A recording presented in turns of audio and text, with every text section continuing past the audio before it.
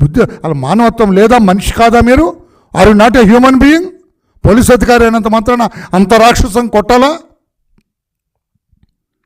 అతను దిగలేడు, పరిగెత్తలేడండి. ఇష్టం వచ్చినట్టుగా కొట్టి అతన్ని కులం పేరెత్తి తిట్టి ఆఫీసులో ఉన్న ఫర్నిచర్ అంతా పడుకుంటే ఇతనే తంతా అంట.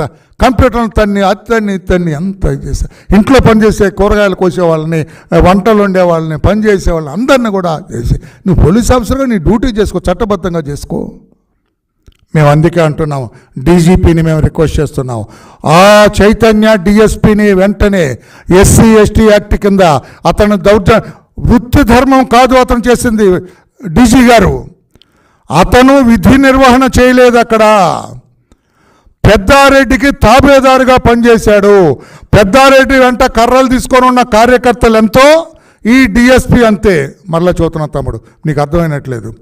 పెద్దారెడ్డి వెంట వైకాపా కార్యకర్త కర్ర తీసుకొని నిలబడిన వ్యక్తి ఎంతో, ఈ చైతన్య డిఎస్పీ అంతే. అంతేగాని పోలీసు డ్యూటీ చేయలేదు అతను.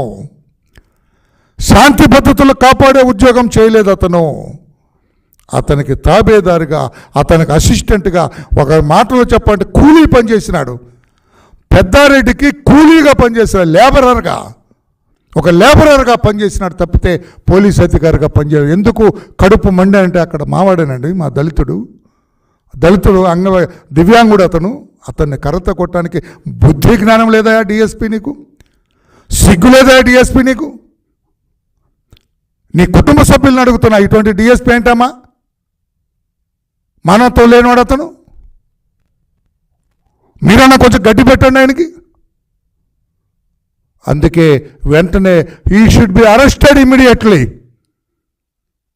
చైతన్యనే డిఎస్పీని అరెస్ట్ చేయాలా, అతనికి బేడీలు వేసి లాకప్లో వేయాలా.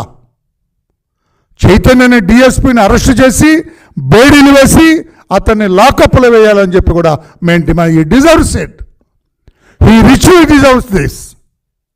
అప్పుడే పోలీసు శాఖ గౌరవం నిలబడుతుంది. గతంలో ఎన్నో సందర్భాలు ఉన్నాయి, యూనిఫామ్లో కూడా అరెస్ట్ చేసి లోపల పెట్టాల్సిన సందర్భాలు ఉన్నాయి తప్పు చేసిన వాళ్ళని.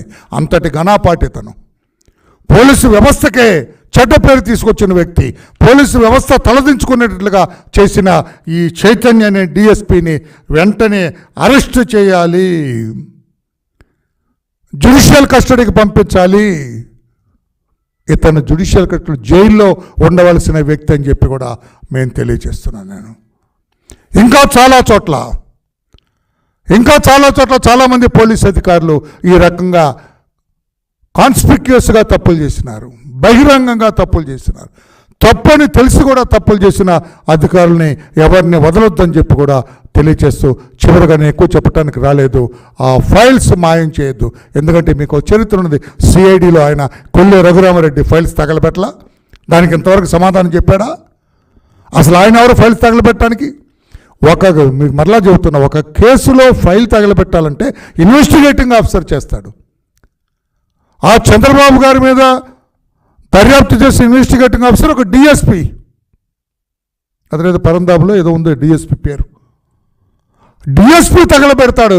వేస్ట్ పేపర్ అంటే అతనికి తెలుస్తుంది, ఇతనికి ఎలా తెలుస్తుంది?